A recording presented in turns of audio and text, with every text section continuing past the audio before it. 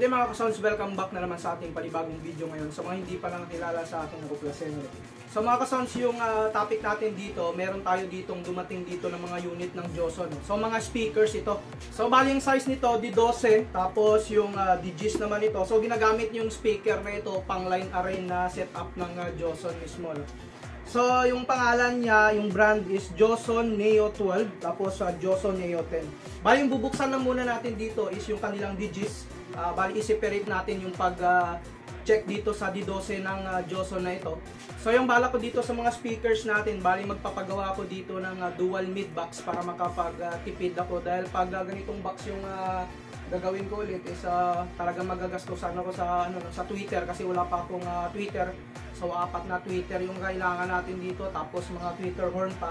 Pero pag dual mid box lamang, ay okay na yung ganong klaseng box para dito sa ating mga speaker na ito. So sa gusto mag-abel, ilalagay ko yung link ng dalawang brand ng speaker na ito, yung Joson Neo 12 at saka yung Joson Neo 10 sa description natin o sa YouTube channel yan.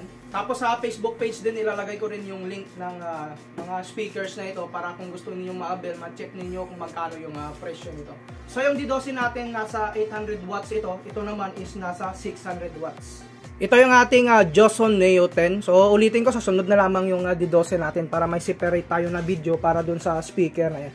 So basahin natin muna yung nakalagay dito sa kanyang karton mismo. So ayan, makikita ninyo pang line array speaker talaga siya dito, no. So gusto ko sanang gayahin yung ganitong klaseng style ng box, yung pang line array pag nagka-budget na para sa box niya dito. So ayan, no. Ito yung ating Joson Neo 10. Bali 600 watts continuous program power. So ayan, no. Kayo na lang bahala magbasa, no. I-anuhin na lang natin. I-focus lang natin yung camera dito. So ayan, 60 to 2500 Hz response. Yan, 96 dB sensitivity. Ayan yung magnet niya, neodymium.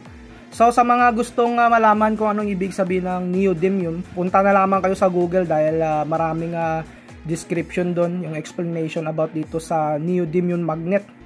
So walang problema diyan dahil marami talaga naka-post sa Google pag sinearch ninyo. So mas maintindihan ninyo yung ibig sabihin niyan. So ayan.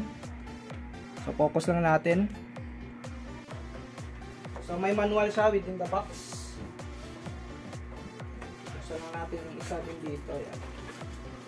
So safe na safe naman pag nag-order kayo sa online dahil secure yung package natin.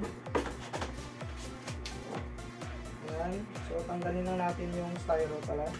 Styro muna.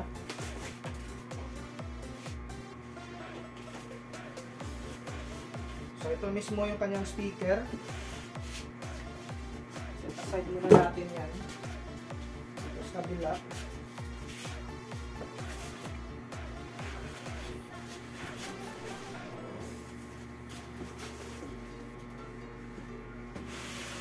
So mga ka-sounds, ito yung ating speaker na DGs dito, yung Joson Neo 10. So makita nyo, ito yung kanyang magnet. So neodymium ang kanyang magnet dito. So ito yung isa natin, tapos ito naman yung isa.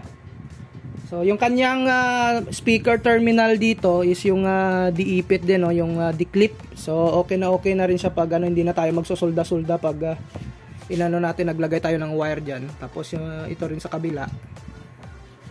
Padaan na lang muna natin yung dalawang speaker natin dito na DGs. So ayan, no, yung kanyang magnet dito, yan, parang ano siya, no, may metal siya dito na ano na siya talaga yung metal niya. So hindi ko lang alam kung paano yung pagpwesto ng magnet niya dito, kung may magnet pa ba yan sa loob. So nakikita ko butas lang siya eh. So ayan, no. Ganito yung kanyang style ng kanyang magnet dito. So ayan, dito rin sa kabila. So sa frame niya naman, yung ginamit na frame dito naka diecast naman. So okay na okay, ito yung maganda dito, naka diecast. Tapos makapal yung frame niya. Kita niyo mga ka-sounds yan. So ayan, no. So bali subukan natin na lagyan ng metal yung magnet niya dito, yung kanyang neodymium na magnet. So actually first time ko talaga na makahawak ng ganitong speaker. So i-check natin kung dumidikit yung yung screwdriver dito. So wala siyang magnet. Pag ganito pa lang speaker, hindi ko lang alam, no, kasi hindi naman talaga ako expert. So pag neodymium siya, wala pa lang dumidikit dito na metal, oh. Makikita nyo walang persa ng magnet na na humihila dito sa ating metal dito. Hindi kagaya sa mga speaker natin na mga may magnet talaga. Dumidikit siya. So bago pala lahat, yung speaker na ito, hindi ito pwedeng gamitin sa pang bass, no. So mid purpose lamang talaga yung speaker na ito. So ayan, ito yung kanyang harapan dito, yung kanyang gasket dito. Ayan. Yung kanyang dust cap is yung nakapalubog, no? Yung parang baliktad yung dust cap niya, yung paglagay, no? So okay na rin to, maraming speaker na rin ako nakita na ganito yung style niya. Tapos yung kanyang cone naman, paper cone siya, pero makapal yung kanyang ano dito, yung kanyang suspension makapal. O tingnan niyo mga ka-sounds, yan. No? Mano siya, matigas yung kanyang suspension, so pang mid talaga ito, mid purpose. So, ito yung kanyang spider. Makikita ninyo, nasa edge niya na dito talaga yung kapitan ng spider niya. Halos hindi siya nagmo-move. So, pang mid talaga yung ating speaker na ito. Ganito rin sa kabila natin. Ayan. So, ayan. Ulitin ko, hindi ito pwedeng pang bass, no? Hindi siya pwedeng lagyan ng bass na frequency. Pang mid lang talaga yung purpose ng speaker na ito. So ayan yung kanyang speaker terminal dito. So may plastic siya dito para ma-separate yung negative at saka positive dito. Walang contact na mangyayari. So matibay yung kabitan ng kanyang speaker dito. Ayan. So ito rin yung sa kabila. So napakaganda ng ano niya, ng kanyang frame dito. Matibay yung frame niya mga ka-sounds. Ayan yung gasket niya. Ganda rin yung pagkapwesto ng gasket. So ayan, naka-eksakto yan sa butas. So ito yung maganda para pag nag-screw tayo, hindi masira yung yung gasket pag naglagay tayo dito ng screw. So yan yung ating mga speaker dito, yung Joson Neo 10. So ngayon subukan natin ito na paganahin kung gumagana siya sa amplifier. So bali lagyan ko muna siya ng wire dito. Sa mga ka-sounds, bali Mars Max na lang yung ginamit natin na amplifier dito sa dalawang DJs natin na Joson Neo 10. So subukan natin kung ano ba yung tunog nito. Sa mga ka-sounds, soundcheck natin dito yung ating speaker dito na kahit walang box. So Joson Neo 10. So yan mga ka-sounds yung tunog niya.